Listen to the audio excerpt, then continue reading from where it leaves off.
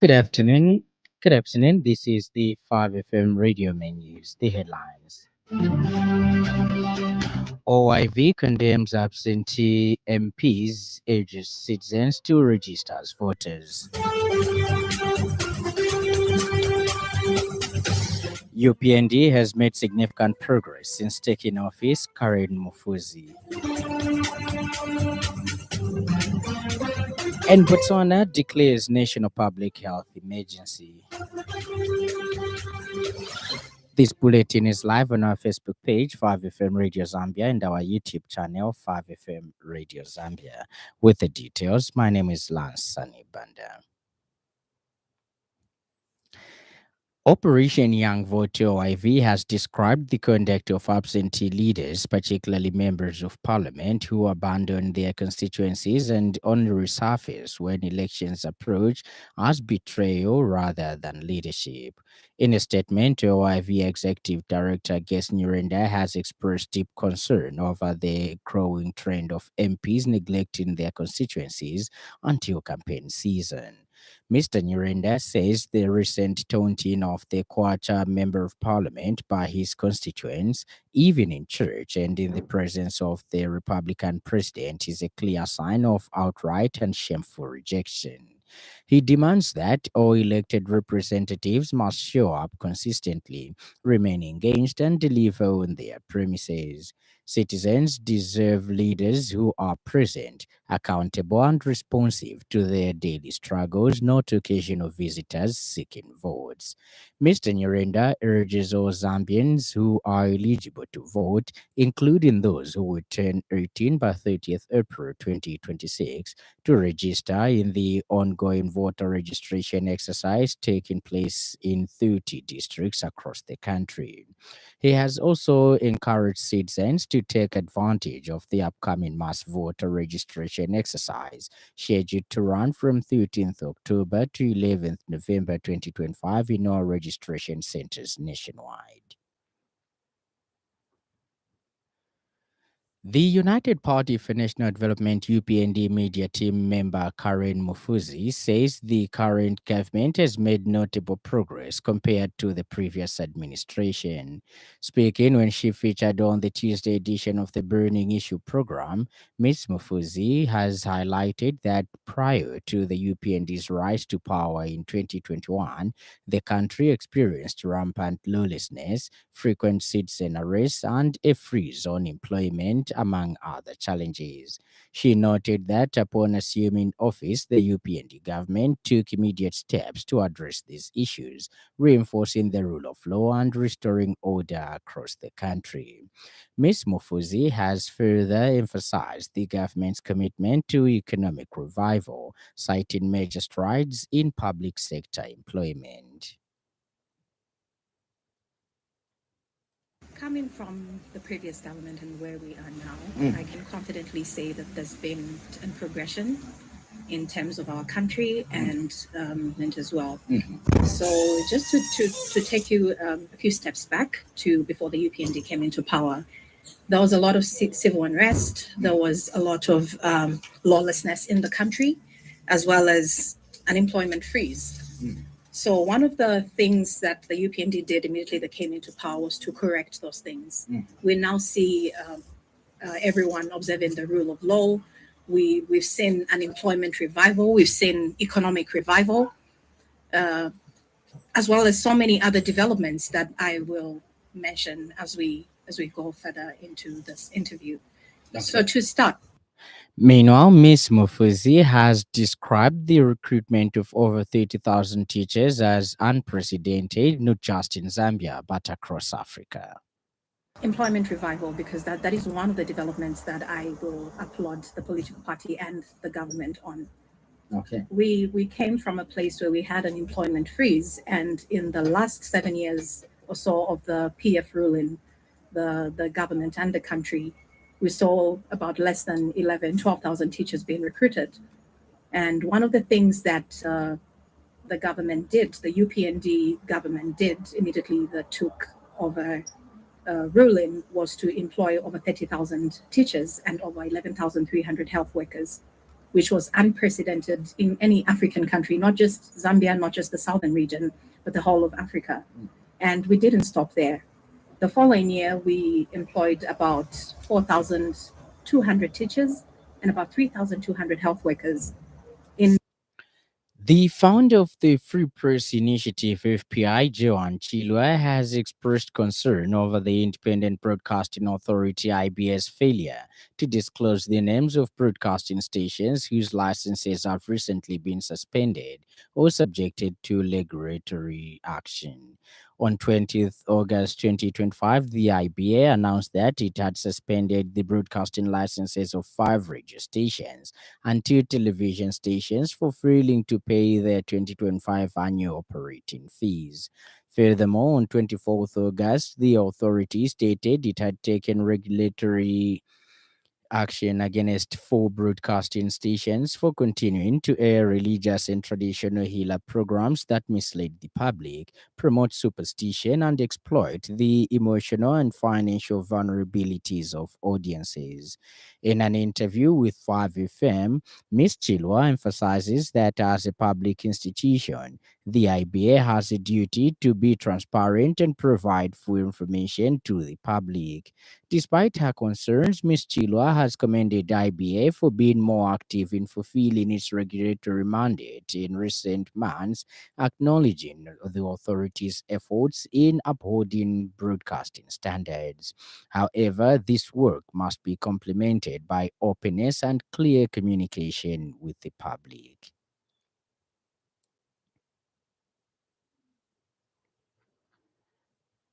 Citizens First Deputy Secretary General Mwaba Bota has raised concerns about the government's push for electric vehicles (EVs) in Zambia, questioning its practicality in the face of the country's ongoing electricity shortages. Speaking in an interview with 5FM, Ms. Bota states that it is illogical for the government to prioritize electric vehicles when citizens are currently receiving only about 5 hours of electricity per day. She has questioned how the government plans to bring in electric vehicles when the country does not even have sufficient electricity for basic needs, noting that the idea is a far-fetched dream under the current conditions. She further criticizes the government for what she described as a lack of empathy towards the people who elected them, urging leaders to start having a heart for the Zambian people. Ms. Bota also questions the disparity in power distribution, asking why another country drawing power from the same region pool can manage to supply 22 hours of electricity daily, while Zambia struggles with prolonged blackouts. And in other news trending this afternoon,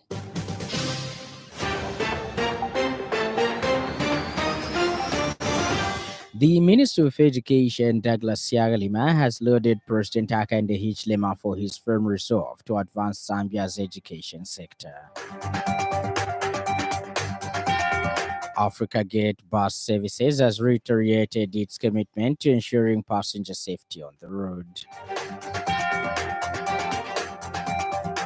Up next, the business news. 5FM Radio Business News. We mean business. Keep you current in commerce, trade, and industry, local and global. It's our business to keep you informed about business. The Zambia Revenue Authority ZRA says it has sharpened its skills to maximize the collection of revenue from mining houses in Zambia. This came to light in Lufwanyama District, Copperbelt Province, during a mining endeavor hosted by Caritas Zambia, Transparency International Zambia, and the Center for Environment Justice, with support from Action Aid and the Carter Center Foundation. The endeavor was held under the theme Mining with the People, for the People, reclaiming local benefits in Lufwanyama. Speaking during a panel discussion, ZRA Senior Inspector Kelvin Kafupi highlighted the need to strengthen institutions through three key aspects: legal and policy frameworks, technology utilization, and operational oversight. Kafupi noted that Act Number 14 of 2024 introduced the Mineral Regulation Commission, which is mandated to ensure compliance in the mining sector. The ZRA official emphasized the importance of leveraging technology and data utilization, noting that smart invoicing systems will now allow ZRA to track mining transactions in real time. Meanwhile, Council of Churches in Zambia CCZ official Anderson Zulu stressed the importance of platforms like the Mining Endeavor, adding that companies should disclose their corporate social responsibility plans, allowing communities and councils to track promised projects and hold companies accountable. Ends the business news. 5FM Radio Business News. We mean business. Keep you current in commerce, trade, and industry, local and global. It's our business to keep you informed about business. And in news from across our borders, Botswana has declared a public health emergency as it faces a shortage of essential medicines and medical equipment. President Duma Boko made the announcement in a televised address on Monday, setting out a multi-million-dollar plan to rectify the supply chain involving military oversight.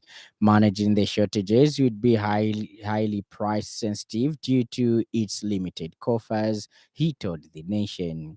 The economy of Botswana, which has a population of 2.5 million, has been hit by a downturn in the international diamond market, as it is one of the world's leading diamond producers. This trend, further fueled by US aid cuts, has seen high levels of unemployment and poverty, according to media reports.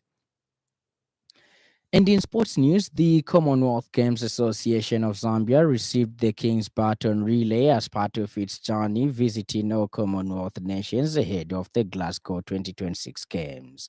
Boniface Kambi, the Secretary General and CEO of Commonwealth Games Association of Zambia, handed over the baton to Alfred Foloko, the President of Commonwealth Games Association of Zambia, as activities for the baton will be intensified in Lusaka and Kafue, which includes a plastic cleanup along the Kafue River bank. The Commonwealth Games Association of Zambia urges everyone to monitor its social platforms, where all the activities will be published and how to be part of this wonderful experience. The baton began its journey on Commonwealth Day, 10th March 2025 at Buckingham Palace, where His Majesty King Charles III placed a personal message inside. The baton is making its journey across the Commonwealth nations and territories ahead of the Glasgow 2026 Commonwealth Games, which will be held from 23rd July to 2nd August 2026. And now, the weather.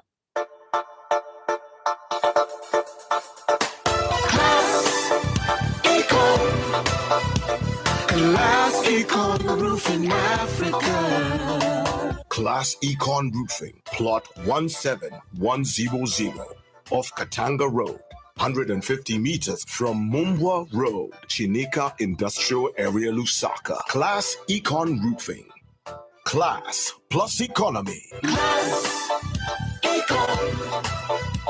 Class Econ Roofing Africa. Class Econ.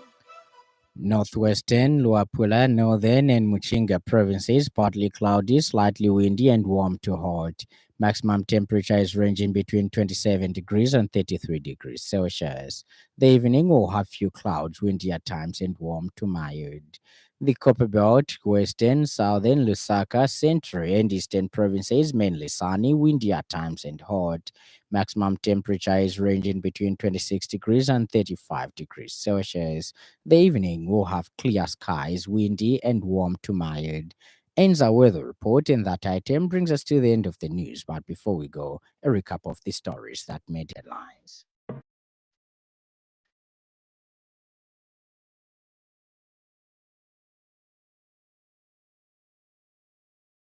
Operation Young Vote has described the conduct of absentee leaders, particularly members of parliament, who abandon their constituencies and only resurface when elections approach, as betrayal rather than leadership. United Party for National Development Media Team member Karen Mufuzi says the current government has made notable progress compared to the previous administration.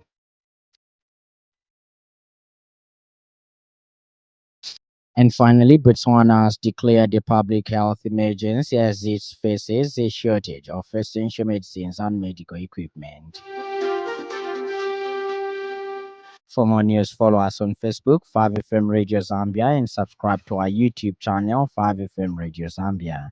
And on behalf of the entire news crew and the technical department, thank you for listening to the happy world of 5FM. Stay safe and stay tuned to 5FM Radio. My name is Lance Sannie Banda. Enjoy the rest of the afternoon.